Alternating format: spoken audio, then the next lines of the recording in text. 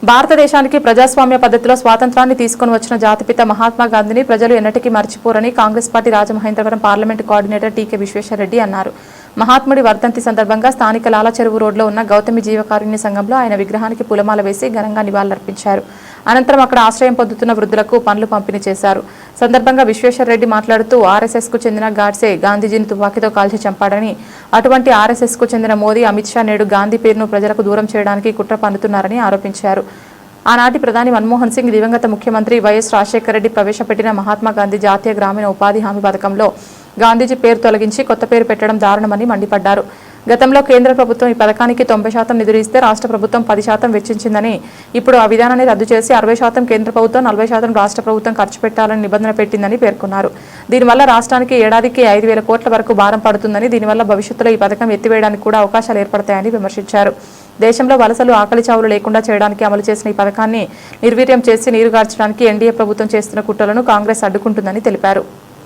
చేసేసి ఏదో కొత్త పథకం పెట్టి దానికేమో 60% స్టేట్ గవర్నమెంట్ వాళ్ళు పెట్టుకోవాలి, 40% కేంద్ర ప్రభుత్వం పెట్టుకుంటుందని చెప్పారు. అలా పెట్టుకుంటే ఈవేళ 60% పెట్టుకుంటే మన రాష్ట్ర ప్రభుత్వం మీద సంవత్సరానికి 5,000 కోట్ల రూపాయలు భారం పడుతుంది. మరి రాష్ట్రాలన్నీ కూడా ఈ భారాన్ని భరించలేక ఈ పథకం ఎత్తేయడం జరుగుతుంది.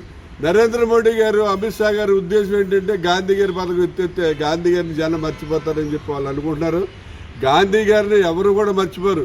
ఈ కాంగ్రెస్ పార్టీ కానీ, దేశ ప్రజలు కానీ గాంధీ గారిని ఎప్పుడు కూడా గుర్తుంచుకుంటారు. ఎందుకంటే మన భారతదేశానికి స్వతంత్రం, ప్రజాస్వామికంగా ఈ ప్రపంచంలో ఒక దేశానికి స్వతంత్రం తీసుకొచ్చిన వ్యక్తి ఎవరైనా ఉన్నారంటే మహాత్మా గాంధీ. అటువంటి మహాత్మా గాంధీ గారిని మర్చిపోయే ప్రసక్తే లేదు. మరి ఈవేళ మహాత్మా గాంధీ గ్రామీణ ఉపాధి పథకం వల్ల గతంలో వలసలు వెళ్ళిపోయారు. ఎక్కడికక్కడ మనం చూసేవాళ్ళు. ఇక్కడి నుంచి మళ్ళీ రాయలసీమ లేకపోతే బెంగళూరు ఎక్కడికి వెళ్ళి పనులు చేసుకునేవారు. అలాగే చాలామంది ఆకలి సావులు, తిండి లేక ఆకలి సావులు చనిపోయేవారు. 20 సంవత్సరాల క్రితం రాజశేఖర రెడ్డి గారు, మన్మోహన్ సింగ్ పెట్టడం వల్ల వలసలు పూర్తిగా తగ్గిపోయి, అలాగే ఏదైతే మరి ఆకలి సావులు అనేవి అసలు లేకుండా పోయింది. అటువంటి గొప్ప పథకాన్ని ఈవేళ నాశనం చేసేసి మహాత్మా గాంధీ పేరు లేకుండా చేయాలని చూస్తున్నటువంటి ఈ యొక్క నరేంద్ర మోడీ గారిని, అలాగే ఈ అమిత్ షా గారిని మరి తక్షణం వాళ్ళని పంపించవలసిన అవసరం ఎంతైనా ఉంది.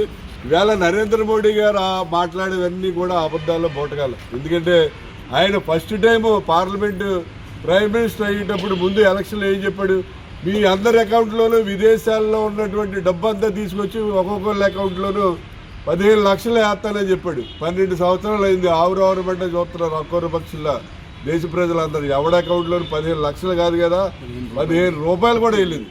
అటువంటి నరేంద్ర మోడీ మన తిరుపతి వచ్చి మీకు మన ప్రత్యేక హోదా ఇస్తానని చెప్పి తిరుపతి వెంకటేశ్వర స్వామి మీద ప్రమాణం చేసి చెప్పాడు.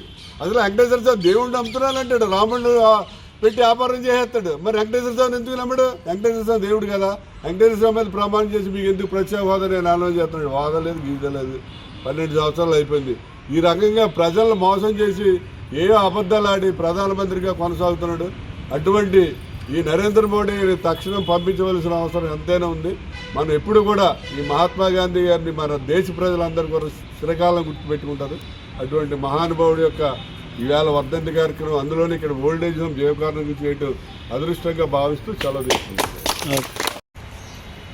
మహాత్మా గాంధీ గారి యొక్క వర్ధంతి సందర్భంగా రాజమండ్రి గౌతమి జీవకారుణ్య సంఘం అనాథ వృద్ధుల శరణాలయంలో గాంధీ గారి యొక్క వర్ధంతి కార్యక్రమం ఏర్పాటు చేయడం జరిగింది. ప్రతి సంవత్సరం కూడా గాంధీ గారి యొక్క వర్ధంతి జయంతి కార్యక్రమాలు ఇక్కడ అనాథ వృద్ధుల శరణాలయంలో చేస్తున్నాం. దానికి కారణం ఏంటంటే ఇక్కడ మరి మహాత్మా గాంధీ గారు వృద్ధులను కానీ, లెపర్సీ పేషెంట్లు కానీ ఎంతో ఓపికగా వారానికి ఒకసారి వెళ్ళి వాళ్ళ ఆశ్రమాల్లో సేవ చేసేవారు. ఈవేళ మన భారతదేశానికి స్వతంత్రం తీసుకొచ్చినటువంటి వ్యక్తి మరి మహాత్మా గాంధీ గారు.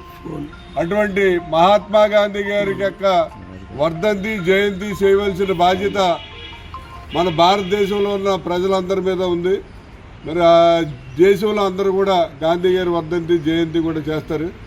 కానీ గొప్ప విషయం ఏంటంటే గాంధీ గారిని ఆర్ఎస్ఎస్కి సంబంధించినటువంటి గాడ్సే అనే వ్యక్తి చంపడం జరిగింది.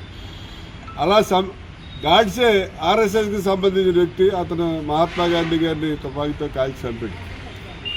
ఆ ఆర్ఎస్ఎస్కి వారసులైనటువంటి ఈ నరేంద్ర మోడీ గారు, అమిత్ షా గారు ఈవేళ గాంధీ గారి యొక్క పేరుని చంపేయాలని ప్రయత్నం చేస్తారు. ఎందుకంటే మహాత్మా గాంధీ గ్రామీణ ఉపాధి పథకం అని చెప్పి రాజశేఖర రెడ్డి గారు, మన్మోహన్ సింగ్ గారు ఒక గొప్ప పథకాన్ని పెట్టారు.